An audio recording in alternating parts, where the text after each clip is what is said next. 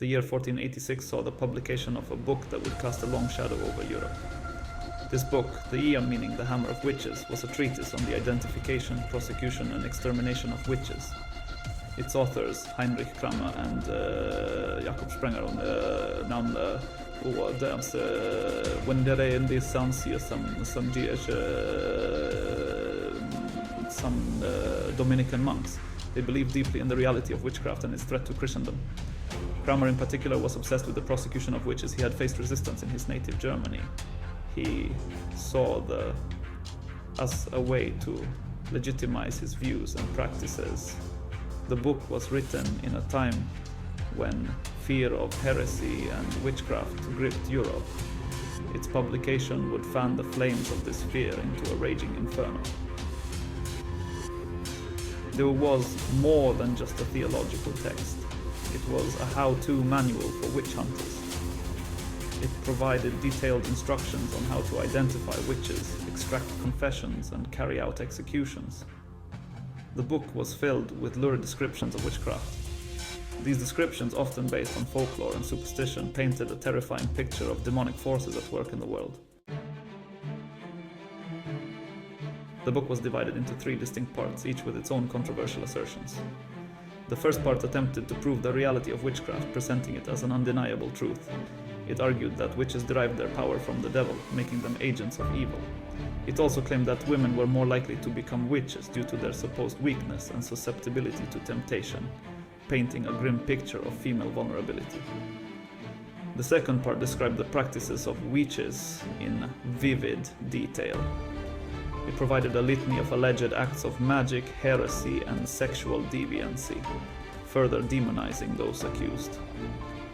The third part outlined the legal procedures for accusing, trying, and executing witches, offering a grim guide to persecution. It advocated for the use of torture to extract confessions, a practice that was both brutal and inhumane. The book's graphic content and extreme views quickly drew the attention of the Catholic Church, sparking controversy. In 1490, just 4 years after its publication, Pope Innocent VIII condemned the book as heretical, denouncing its dangerous ideas. The papal condemnation focused on several aspects of the book, highlighting its many flaws. The Church objected to the book's portrayal of women, which it found deeply offensive and misleading. It also found the book's obsession with sexual deviancy to be excessive and morally corrupting. Most importantly, the Church rejected the book's claim that the secular authorities had the right to try and execute heretics, a power it believed should remain with the Church. Despite the papal ban, the book continued to circulate, its ideas spreading far and wide, influencing many and causing further unrest. The condemnation by the Pope did little to curb its influence. In fact, the book's popularity grew in the 16th and 17th centuries. This was due in part to the invention of the printing press. This new technology allowed for the mass production and efficient distribution of books. They became a bestseller, translated into various languages and spread throughout Europe. The book found a receptive audience in a society gripped by fear and uncertainty. The Reformation had shattered the religious unity of Europe. Religious wars and persecutions were common. Economic hardship and social upheaval fueled anxieties. People were looking for scapegoats that provided a convenient target, the witch. The book's influence on witch hunts was profound. It provided a theological and legal framework for the persecution of witches. It also shaped popular perceptions of witchcraft. The book's lurid descriptions of demonic pacts, midnight Sabbaths, and evil spells fueled the imaginations of both accusers and judges. They helped to create a climate of fear and suspicion in which anyone could be accused of witchcraft. Barbe, a young woman living in the French village of Clairvaux in 1596, became ensnared in the web of accusations spun by the whispers and superstitions of her neighbors. Accused by her neighbors of causing illness and misfortune, Barbe found herself dragged before the village court, a place where justice was often overshadowed by fear and ignorance. The air in the courtroom was thick with fear and suspicion, a palpable tension that seemed to cling to every surface. Barbe could smell the tail on the tenad and the stjärnor still. Stale sweat of the guards and the faint scent of incense, a desperate attempt to mask the stench of fear that permeated the room. The flickering candlelight cast grotesque shadows on the faces of her accusers, making them appear almost monstrous in the dim light. Their eyes, burning with a mix of terror and righteousness, seemed to bore into her soul, as if trying to extract a confession through sheer willpower. Barbe's heart pounded in her chest as the charges against her were read aloud, each accusation more damning than the last.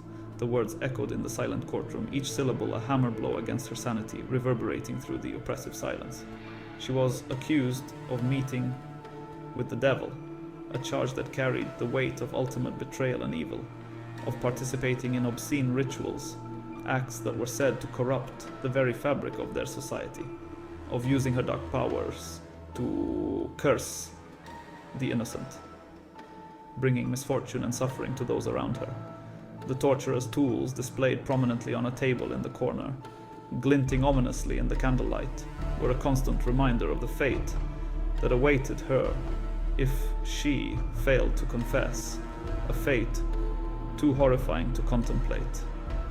The touch of cold iron shackles on her wrists and ankles sent shivers down her spine, a physical manifestation of her entrapment and impending doom. Every creak of the floorboards, every whisper from the crowd amplified her terror, each sound a reminder of the precariousness of her situation. Barbe's trial, a terrifying spectacle orchestrated by fear and fueled by the pronouncements of the village elders, culminated in her agonizing execution at the stake, a grim testament to the destructive power of hysteria and superstition. To understand the impact of it's crucial to delve into the historical context of witchcraft belief. In the medieval and early modern periods, the lines between religion, superstition, and folklore were blurred. The devil, a tangible and terrifying presence in the lives of many, was seen as actively seeking to undermine God's creation. Witchcraft, seen as a form of heresy and a direct pact with the devil, represented a real and present danger in the minds of many.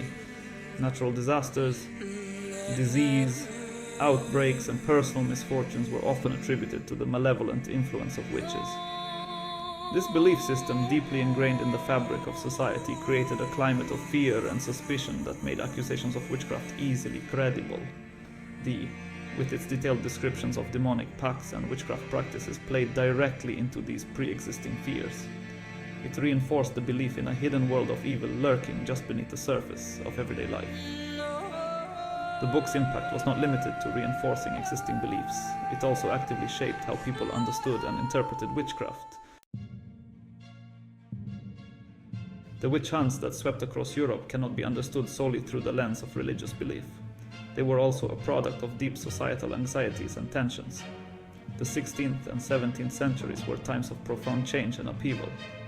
The Reformation had shattered the religious unity of Europe, leading to bitter religious wars and persecutions. The rise of capitalism led to new economic disparities and social unrest. In this climate of fear and uncertainty, people searched for explanations for their misfortunes and scapegoats to blame for their troubles. The Atsangalso, with its portrayal of witches as agents of chaos and evil, provided a convenient target. Women, often marginalized and disempowered in early modern society, became particularly vulnerable to accusations of witchcraft. They were seen as more susceptible to temptation by the devil and more likely to harbor resentment against the established order. The witch hunts, fueled by the pronouncements and the anxieties of the age, became a means of social control, a way to silence dissent and reinforce existing power structures. The Malleus Maleficarum, though officially condemned by the Church, left an indelible stain on European history that cannot be easily erased. It played a significant role in legitimizing and intensifying the witch hunts that swept across Europe for over 2 centuries. These witch hunts were not just isolated incidents, but widespread phenomena that affected countless communities. Thousands of innocent individuals, mostly women, were accused, tortured, and executed based on the accusations outlined in its pages. The methods of torture were brutal and inhumane. While the fervor of the witch hunts eventually subsided in the 18th century, the legacy of the Malleus Maleficarum continued to cast a long shadow over history. Its influence can be seen in the lingering stereotypes and misconceptions surrounding witchcraft, which persist even today.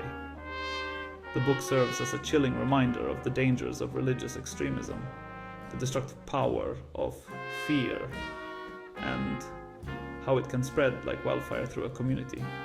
It also highlights the fragility of reason in the face of mass hysteria, where logic and compassion are often the first casualties. Today, the Malleus Maleficarum is studied not as a source of truth about witchcraft, but as a historical artifact that sheds light on the dark side of human nature and societal fears. It stands as a stark warning against the dangers of intolerance, superstition, and the abuse of power in the name of righteousness. These lessons are as relevant today as they were centuries ago. Its story reminds us of the importance of critical thinking, the need to challenge dogma, and to question authority when it leads to injustice. The ongoing struggle to protect the innocent from the ravages of fear and fanaticism is a battle we must continue to fight. We must remember the past to ensure that such atrocities never happen again.